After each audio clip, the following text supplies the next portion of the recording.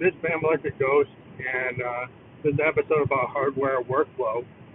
And we just had done an instrumental with our Roland and our Moog synthesizers and our Arturia synthesizers. So what a hardware workflow means is we don't use a digital audio workstation. We don't use a PC or a Mac. We use what is called digital audio recorder, DAR, and we use a Zoom R24, which is a 24-track recorder, so you can directly connect to your DAW, or you can connect it directly to instruments. We have it connected by quarter-inch lines to our mixers, and from our mixers, um, you know, we have our hardware instruments. So we have an analog Moog Drummer from Another Mother. We have analog Moog Mother 32. We have an Arturia Mini Groove 2S, and then we have Make Noise utility module, kind of math module, that lets you do exponential and logarithmic adjusting of controlled voltage signals.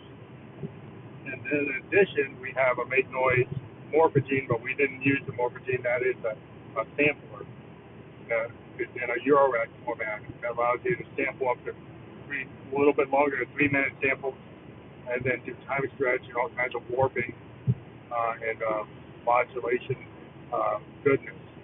So with this song, we created an analog rhythmic track with the DFAM and the Mother 32, and we used the patch idea from the Moog House of Electronica PDF that they just released after NAMM 2019, and we were able to tie both things together and do this lo-fi type of sound. And it's really interesting.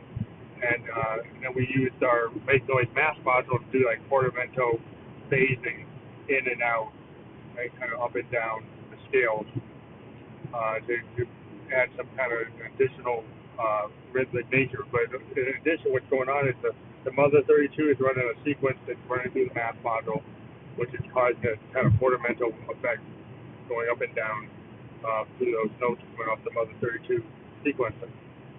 And then sequencer is going into the math module, and then that the portamento effect is coming through one of the channels on the math module, allows you to do portamento type of modulation control of the CD signal. And then what we did is we took all this whole beat and then added an Arturia Mini Groove 2S, which could be very rhythmic in its nature, and it created a rhythmic structure that we used for the song. And we've talked about this before, that it can act almost like a drum groove in terms of it. And it also can act like a DFAM. So the Arturia Mini Groove 2S can do a lot of percussive analog sound, especially with its sequencer, which is actually a more powerful sequencer than what's on the DFAM. The Drummer from Another Mother is only an 8-step sequencer, controlled voltage only, where the Arturia Mini Groove 2S has like a 64-step sequencer, which allows you to sequence parameters as well, and pitch and beat. So, on top of all this, we used our Roland Juno GI, which is our trusty polysynth, to do some piano chord arrangements that we did live on top of these tracks, live recorded as additional tracks. And then we didn't put a vocal. Later, we have an episode we're going to talk about the vocal we came up with and the return of the Phantom voice, the Phantom Electric Ghost voice, which, for those who don't know, I mean, the lead singer of Phantom Electric Ghost is Josephine Electric, who is me, but she is the feminine version of myself, created with the VT4 vocal transformer, or the VT3, or Juno, or a JDXI on soprano mode. In this case, there is no Josephine Electric vocal, but there is a version of this song last night that we did, and we added a Phantom vocal, which is, the Phantom has got a darker, kind of Bob George, French band, something like that, kind of sounding voice. that we did on a lower pitch with the format.